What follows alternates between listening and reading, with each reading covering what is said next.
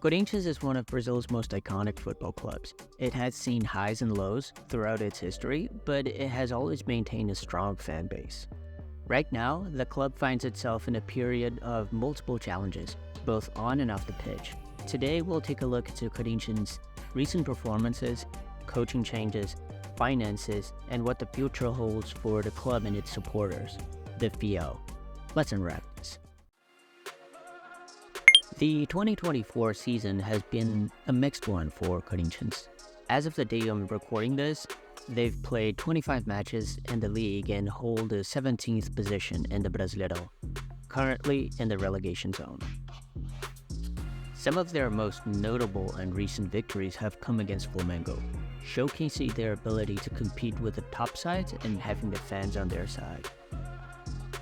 But on the flip side, they've also struggled in games against Juventude and Cruzeiro, leaving all of us questioning the consistency of the squad, although it is important to mention that they did pass against the same Juventude in the Copa do Brasil. It was a thrilling match. I keep telling you this is one of the most exciting leagues in the world. Well, that's why. If we break down their form in the Brasileirão, Corinthians currently sits in the 17th position in the table. Their inconsistent results can be attributed to a number of factors: tactical experimentations, key injuries, individual performances that haven't always been at their required level. For instance, Yuri Alberto, the forward player which was hired last year, has yet to show a solid performance. Honestly, I personally thought that he was a tremendous purchase by Corinthians back when Vitor Pereira was still leading the squad. I also vividly remember him scoring against the superstar Flamengo when he played at Internacional. But since his move to Corinthians, I honestly don't know how to feel about him. I mean, just look at this. It's just depressing, honestly. It's not up to standards. It's not up par with what is expected of him as a Corinthians player. One key area to point out, though, that I want to mention is the club's home results. At the Neoquímica Arena, Corinthians have a somewhat safe result, but having more draws than victory, which says a lot about the supporters, the FIO. Ultimately, I think the club has a solid training facility, a huge fan base, and a good squad. And in my personal opinion, a very average coaching team. Speaking of which, let's talk about Ramon Dias.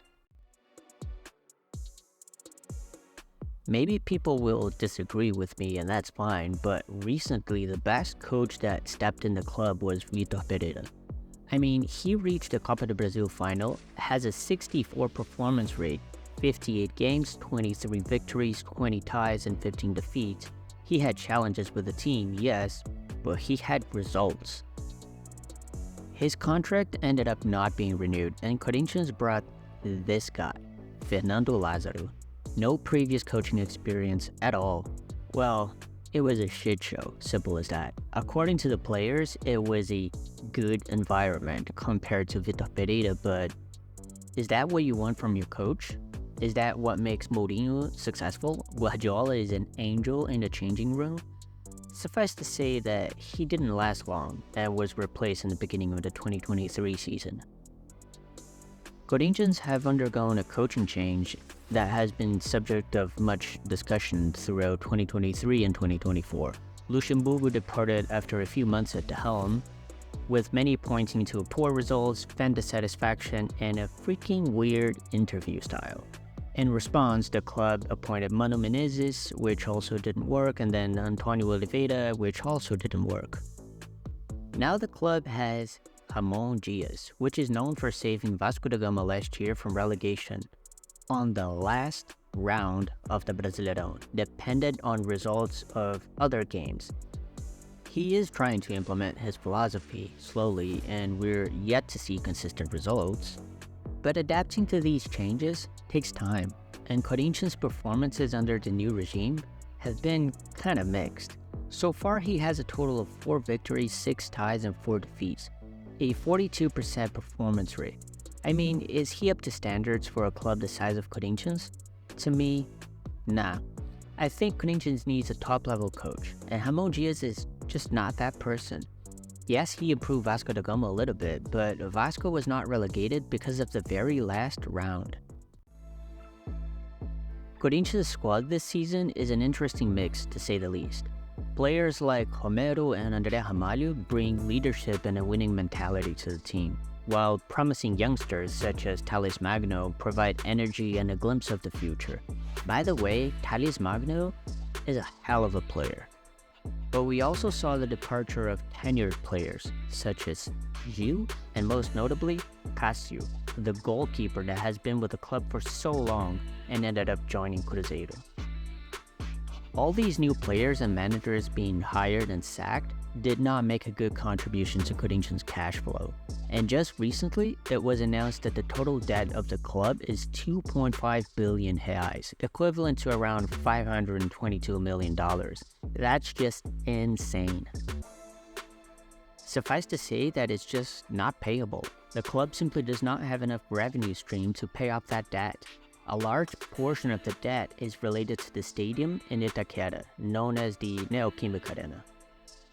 There have been multiple attempts to renegotiate this debt, but presidents come and go and the debt's still there and growing.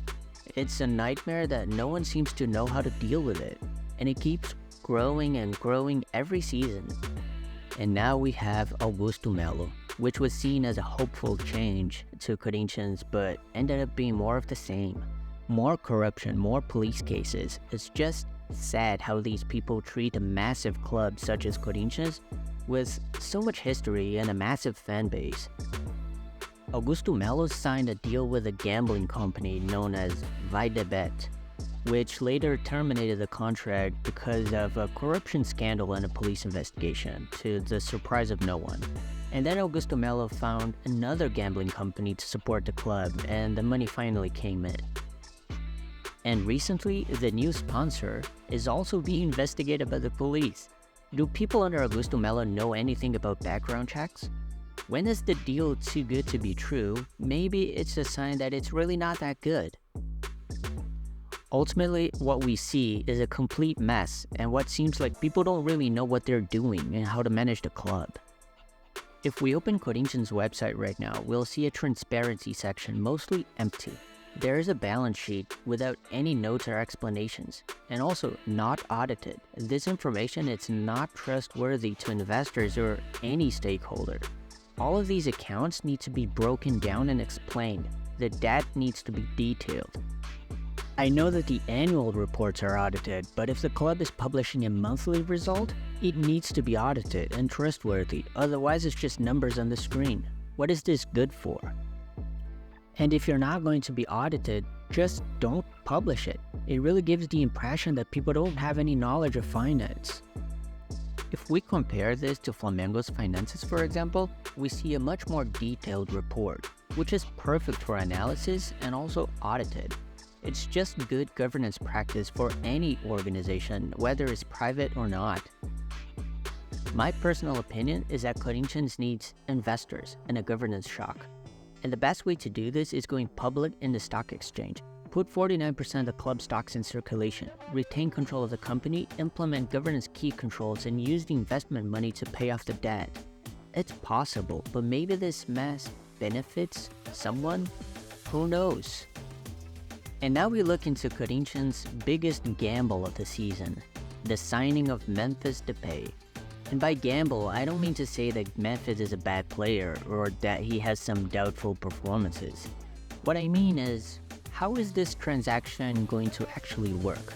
The idea that was published on the news was that the gambling company that sponsored the club would actually pay for Memphis's wages. But the same sponsor is going through a police investigation. Even the CEO of the sponsor was arrested. Memphis has the highest salary in the Brazilian league. He came in as a massive hiring with a big responsibility. But his contract ends in June 2025, so mid-season next year, and he won't be available for Copa do Brasil semi-final against Flamengo, or even a possible final if Corinthians happen to win again. Also, Corinthians is not playing the Libertadores, which is the South American Champions League, and is fighting to not be relegated. So, we could see a scenario where Corinthians is relegated with Memphis Depay playing the second division next year. It's very unlikely to happen, and it was reported that Memphis has a clause in his contract to terminate it in case of relegation. However, the question that stands is, how is the Augusto Melo administration planning to reduce the colossal debt that the club has? Is this the way to go? What happens if the sponsor that is actually paying for Memphis's salary goes belly up? And I'm not only talking about Memphis Depay here. There were other big purchases during the window, and money coming from God knows where. To sum it up, Corinthians is in the phase that could define the next few years of the club. The performances on the pitch are improving, but consistency is still lacking. If the club is relegated, although an unlikely scenario, it would directly impact their ability to somehow pay off the debts due to reduced revenue streams. If the club wins the Copa do Brasil or even the Sul-Americana, it will bring hope for the 2025 season, although the debt is not going anywhere. The coaching change offers some hope, but only time will tell if it will bring sustained success. One thing is certain though, the passion of the Corinthians fan will continue to drive the team forward, no matter what challenge lies ahead. My prediction? Corinthians will not be relegated, but we'll also not see any new trophies this year.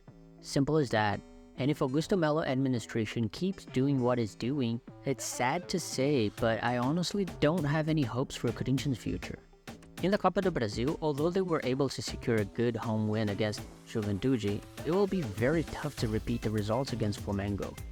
And the Sul-Americana also has big challenges ahead, with Fortaleza having a great season and Racing from Argentina also having great results. And that's a wrap. This video took so long to write, edit, and research, but it's finally up. If you like everything Brazil and the Brazilian League, please consider subscribing. And check out the Samba Shop, our Brazilian-inspired store with cool beach and surf designs. Check out the QR code on the screen or the link in the description below.